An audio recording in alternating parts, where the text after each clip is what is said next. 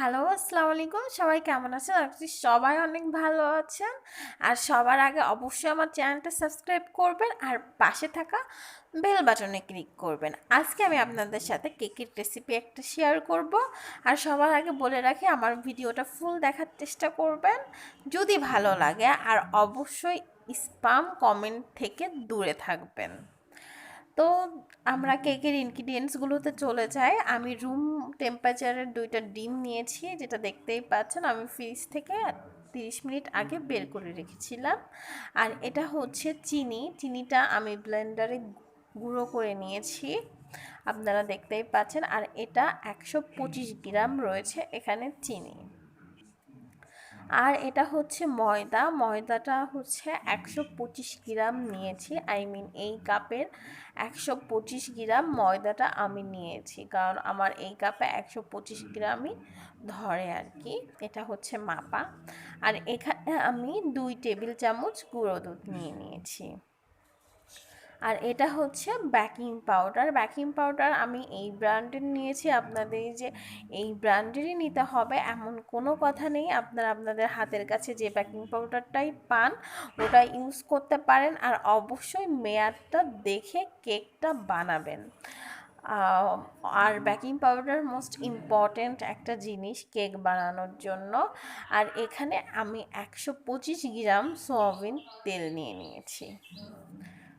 তো এখন হচ্ছে আমরা চলে যাই কিভাবে আমি কেকটা বানাবো। মূলত আমি একদমই ইজি আর সহজভাবে কেকটা বানাবো।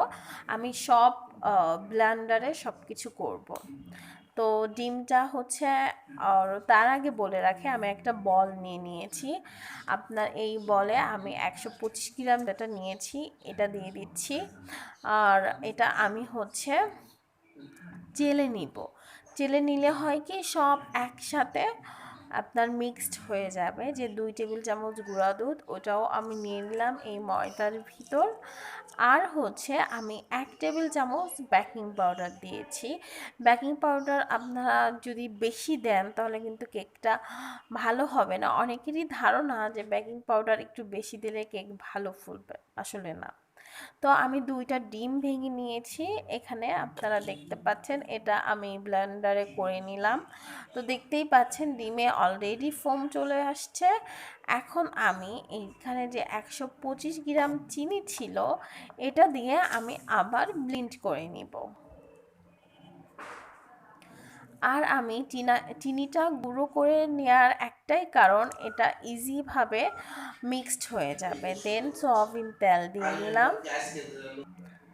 আর হচ্ছে আমি যে ময়দাটা রয়েছে এটা আমি 3 স্টেপ করে নিব। আমি একবারে সবটা মিক্সড করব না, একদমই হালকাভাবে মিক্সড করব। দেখতেই পাচ্ছেন আমি 2বার দিয়ে নিয়েছি, আপনারা এভাবে করতে পারেন। So already done. আর অনেকেই কেকের গন্ধটা নিতে পারেন না, তারা ডিমের গন্ধটা নিতে পারেন না, তাদের জন্য আমি এই এসেন্সটা ইউজ করেছি। আর আমি একটু তেল দিয়ে কাগজে করে নিলাম, দেখতেই পাচ্ছেন। এতে আমি কেকটা